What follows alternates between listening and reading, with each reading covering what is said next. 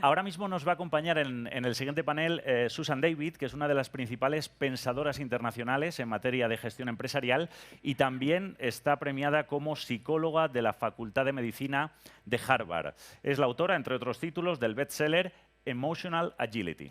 La vamos a escuchar su presentación y después tendremos una charla con Mario Alonso Puig, presidente del IE Center for Health, Wellbeing and Happiness. Así que un fuerte aplauso para Susan. Bienvenida. Bienvenidas.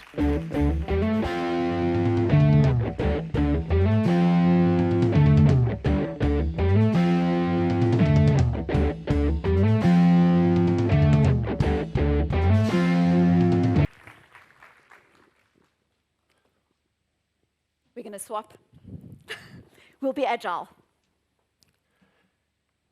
Good afternoon to all of you. Thank you so much for your beautiful keynote speech.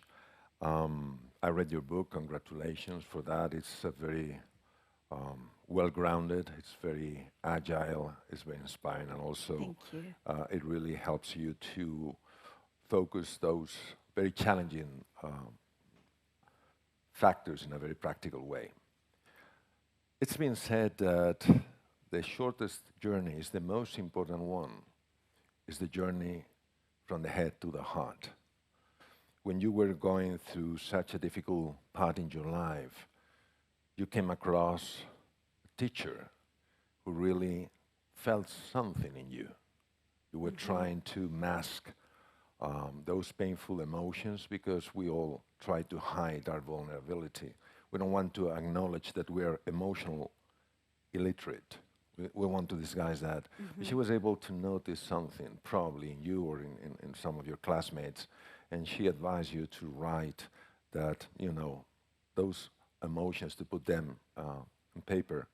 And she touched your future. You have become one of the greatest psychologists nowadays. And this teacher has a lot to do with that, because she touched your heart, and touching your heart, she also opened your mind. You know, we have a great responsibility, Susan, because here we have some of the most influential people in the educational world. And yeah, that's very true. And I'm sure that they are very open to reflect upon these ideas. Unfortunately, we use the term soft skills to talk about this kind of how we could handle or relate with our emotions. And we need to convey everybody that this is absolutely essential, that we don't have a future without emotions. So what would you recommend for people who are so relevant in the educational world as a first step that they could take to show that they truly care, that this is not just something that, well, in the future might be, but that we have to implement right now? Thank you for that. You know, I went to, so the teacher's name was Mrs. Faja. And I had this extraordinary experience because one day I went to a conference. This was when I was in my 40s. I'm in my 50s now. And when I was in my 40s, I went to this conference. And someone said at the conference, you know, if there's ever a person who has touched your life, who has shaped your life, but who doesn't know that they've shaped your life, reach out to them. So I contacted this teacher, Mrs. Faja, on Facebook. And I found out where she lived, and I sent her this bunch of flowers, and I reconnected with her all these decades later. And I asked her a question. I said to her, you know, because she didn't just invite me to journal. She literally took me from someone who was spiraling down with depression and anxiety and about to drop out of school, and moved me to a place where I actually felt healed. And it was through this process of journaling, and there are two things that I want to share with you that I think relate to your answer. The first thing is, when I contacted her, I said to her, you know, I've got this question for you, which is, every day I used to hand this journal in where I wrote about my pain and my heartache. And you would write back to me. But when I wrote to you, I was writing in pen. And when you wrote back to me, you would write in pencil. And she would write back in this like very faint pencil. You almost couldn't read it. And I said to her, why did you write back in pencil every single time to my scrawling notes in pen? And it was just a kind of arbitrary question. I didn't realize that there was an intentional choice on her part. And what she answered to me is she said to me, because Susie, you were writing your story. And I was witnessing your story. I was creating this space for you to write your story, but I wasn't trying to write it for you. So I think for me, there are two answers to that. The first is, I think as educators, you know so much and we hear so much about autonomy and how autonomy is so important. And even in technology and the way we think about technology, autonomy becomes crucial. As soon as people have a have-to goal, I have to do something, there's resistance and a sense of obligation. Whereas when people have a sense of autonomy, you are connecting in with their true motivation. And I think what she did there in that moment was she was engaging in a witnessing that allowed me to step forward. That was really profound. So that was the first. A second thing that she did without realizing it is we talk about these emotional skills and we talk about them as like, I think one of the reasons that they're often called soft skills, which is a term I absolutely hate, because it seems to suggest that they are soft and unimportant. But one of the reasons that they're often called soft skills is because they're often seen as difficult to develop, as intangible. And that is not true. There is a huge number of soft skills that are absolutely developable, that are scalable, that are learnable, that we can integrate into technology. And I'll give you a quick example that arises in this writing. So the example is this. It's what I'm calling emotion granularity. Often when we are struggling, we'll say something like, I'm stressed. I'm stressed, I'm stressed, I'm stressed, I'm stressed. You know, you come home from a busy day at work. How was your work day? Stressed. Okay? When we use this language, I'm stressed, your body, your psychology doesn't know what to do with it. So you literally become immobilized. You start locking down into rigidity. When you label your emotions more accurately, so there's a world of difference between stress and disappointment, stress and feeling unsupported, stressed and that knowing feeling of, I'm in the wrong job, or I'm in the wrong career. When you label your emotions more accurately, it literally allows your psychology to understand the cause of the emotion and also what you need to do next. So without the teacher realizing it, one of the things that she was engaging me in the writing was in the process of moving down from I'm grieving, I'm lonely, into what's really going on for me. And this is a core part of sense making. So you ask the question, what are some quick skills? A quick skill for us as individuals is to recognize when we use very big labels to describe what we're feeling. When we do that, we get stuck in the difficult emotion.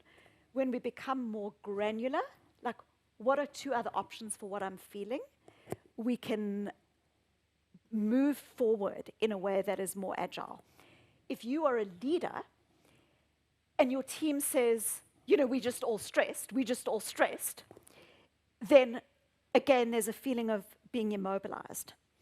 But if we can help our team to say, what is this? Is this a concern about the change, or is it a concern about the way it's being implemented? We can then start connecting a little bit more with how to move forward and people's values. So that's a quick example, but I think that's what the teacher was doing. Yeah. You know, we created at our university the Center for Health, Wellbeing and Happiness around 3 years ago. Very few people sign up at the beginning. Now we have around 3,000 people. So students, young people, people in general are really thirsty for this kind of So thirsty. knowledge. thirsty because they Yeah. know that it really has a practical impact in their lives.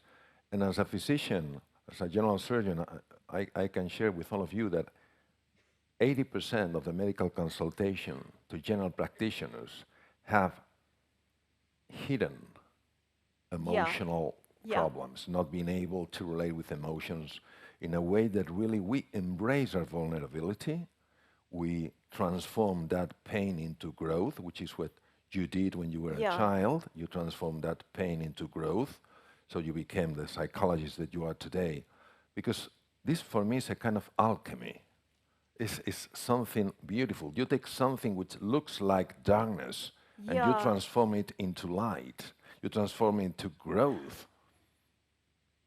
I think that one of the things that you touch on there that is so important is that emotions are data. Okay, emotions are data. Emotions signpost our values. They signpost the things that we care about. So if someone says, I'm bored, that boredom is often signposting that they value more learning and growth, and they need more of it. If someone says, I'm lonely, and you can be lonely in Zoom calls, you know, you can be lonely in a crowd, that loneliness often signposts that you need more intimacy and connection. So this is a really important part of emotional agility, this idea that it's not just, oh, emotions are kind of useful because they're here. It's no, emotions are useful because they are data. They signpost our needs and our values. And for every single person who's listening right now, if you had a blank piece of paper where you wrote an emotion on, if you were turning the piece of paper over, a world of forced false positivity would say, okay, but what have you got to be grateful for?